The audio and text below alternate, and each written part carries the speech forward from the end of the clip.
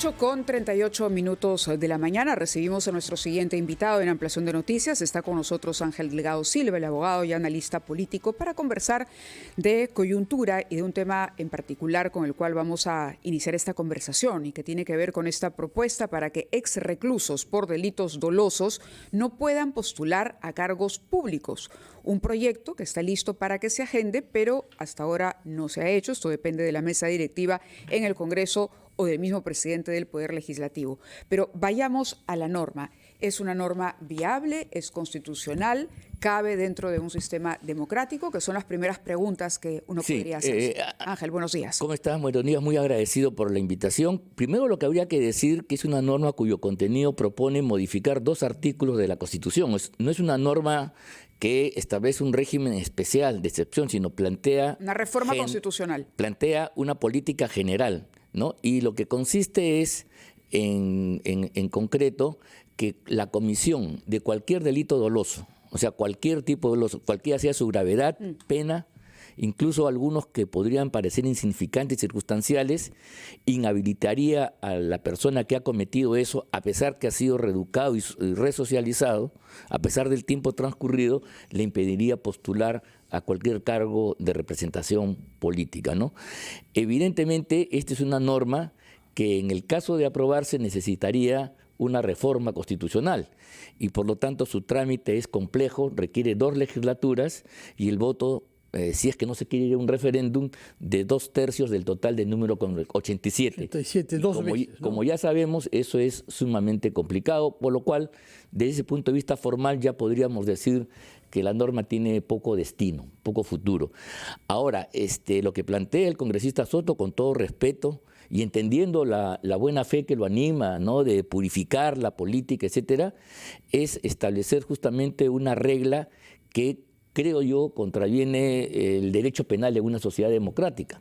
La punición, la sanción, tiene como objeto, por supuesto, castigar al culpable, pero también, a diferencia de lo que ocurría en otros tiempos, lo que busca es resocializarlo, rehabilitarlo.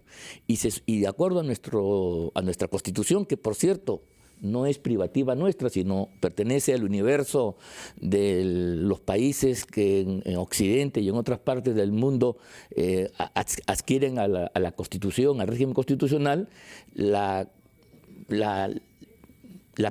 culminación de la pena, la terminación de la carrera, rehabilita, si es que se han cumplido todos los requisitos del caso.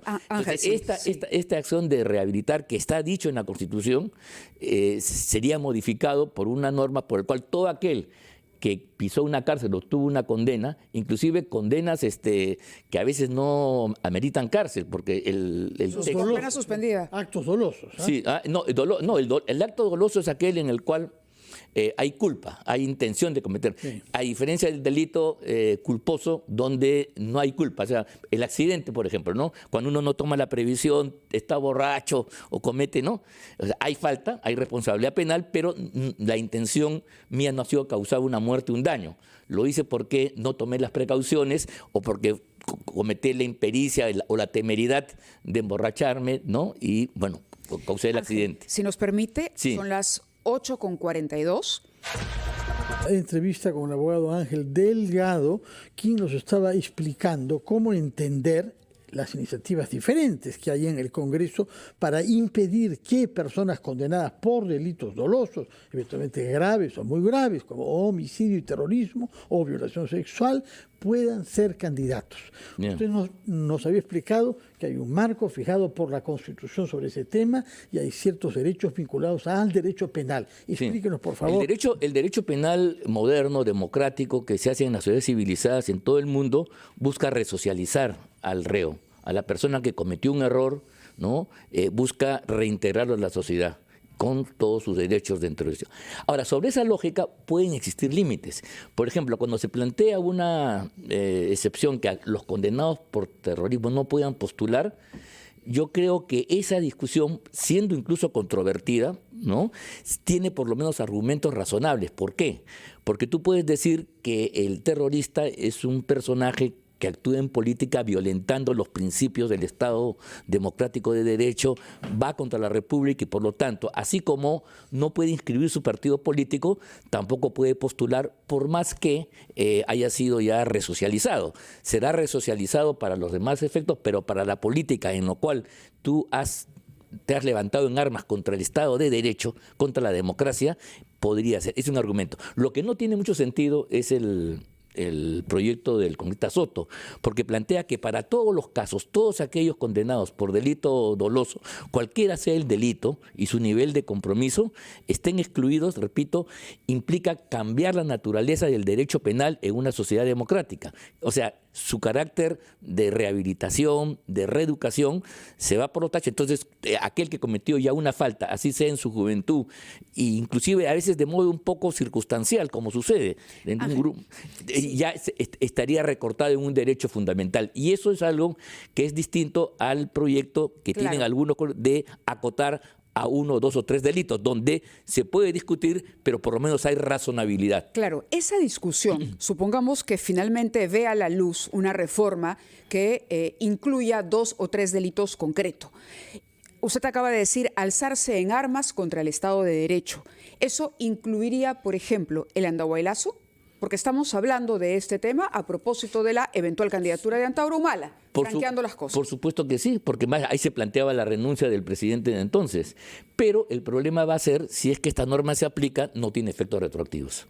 El señor Antauro Humala, del cual estamos hablando, ya fue condenado, ya cumplió su pena y está libre. O sea, el efecto de esta norma... ¿Ya nadie podría impedir que sea candidato a la presidencia? Bueno, habría que... A estas alturas, desde su perspectiva. No con ese tipo de argumento. Habría que tener un argumento específico que va a merecer sin duda la crítica de que se está dictando normas con norma propio y todo lo demás. Y políticamente no sé si conviene, porque eso implica que las fuerzas democráticas y el país no puede derrotar un personaje de ese tipo y tenemos que apelar a esta legislación controvertida. Yo prefiero que en la cancha electoral, con los argumentos de la democracia, derrotemos a este personaje que tiene una historia sinuosa y criminal, no tengo duda. En ese sentido, la actuación del Jurado Nacional de Elecciones, digamos, ha sido correcta, porque hay quienes también critican que el presidente del Jurado Nacional de Elecciones no se haya opuesto a la inscripción de la candidatura, cuando claramente el partido, él dice, el partido no es el partido del señor Antauro Humala.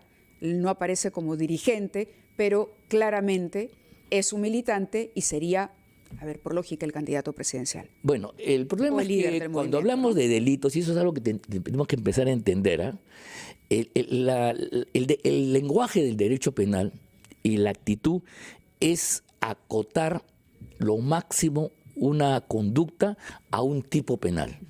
Y todo el debate de los penalistas, toda la ciencia del derecho penal, yo me acuerdo en la universidad, es justamente eso. O sea, en el campo penal tú no puedes hablar de generalidades, tú no puedes llamar a una cosa con un sinónimo porque tiene un sentido distinto. Entonces, la conducta tiene que ser absolutamente típica. Y si nosotros empezamos a sacar conclusiones, como por ejemplo, esta de convertir en coima una transferencia del Estado a otro órgano estatal, una partida presupuestal, como se ha dicho a propósito del Rolex, a mí me parece ya un abuso del lenguaje y un exceso de imaginación, porque finalmente ese dinero va a ser para los ciudadanos de Ayacucho, para un proyecto de llevar adelante los bolivarianos, salvo que se piense que el señor Oscorima de ahí va a coimear, en cuyo caso, peor aún, estaríamos entonces imaginando hechos posteriores para establecer una condena. Entonces, ese tipo de razonamiento que puede ser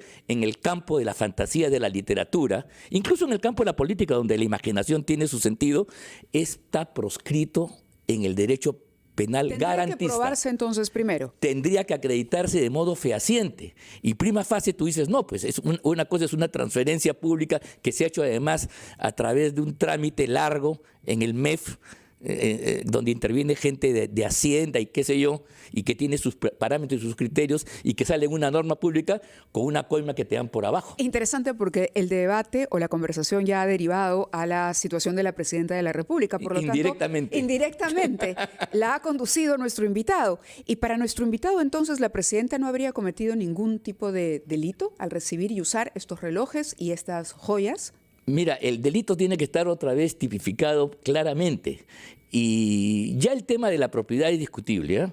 Pero incluso con el argumento que han sacado los abogados, y hay que reconocer que ahí hay una habilidad, yo creo que no hay cómo probar lo contrario.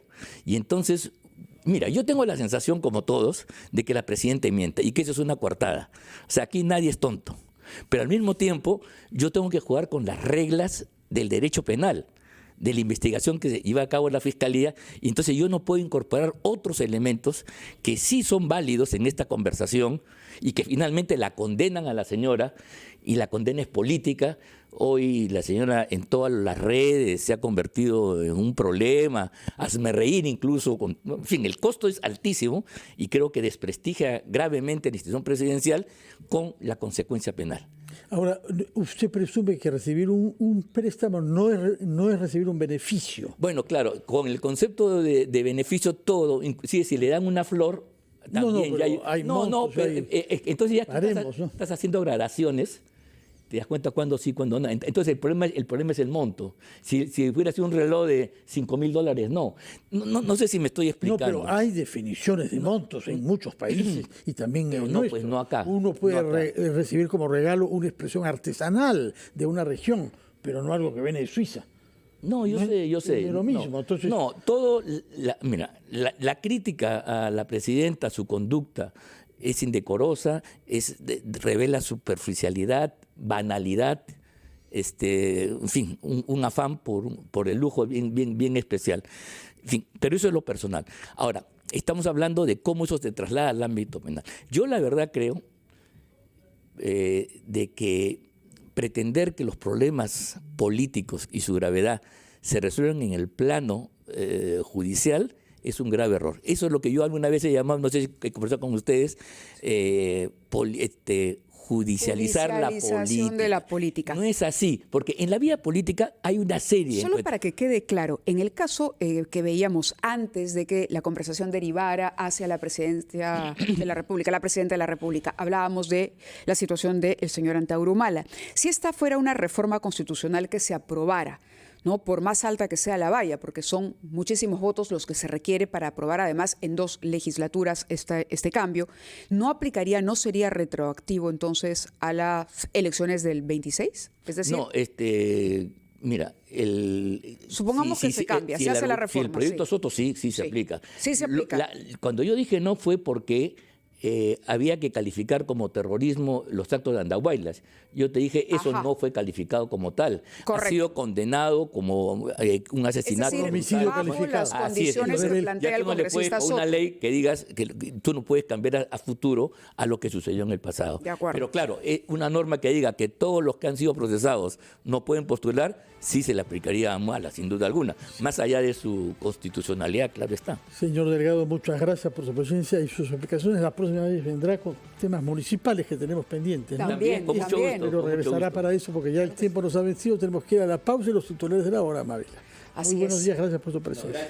Gracias, Ángel. 9:02.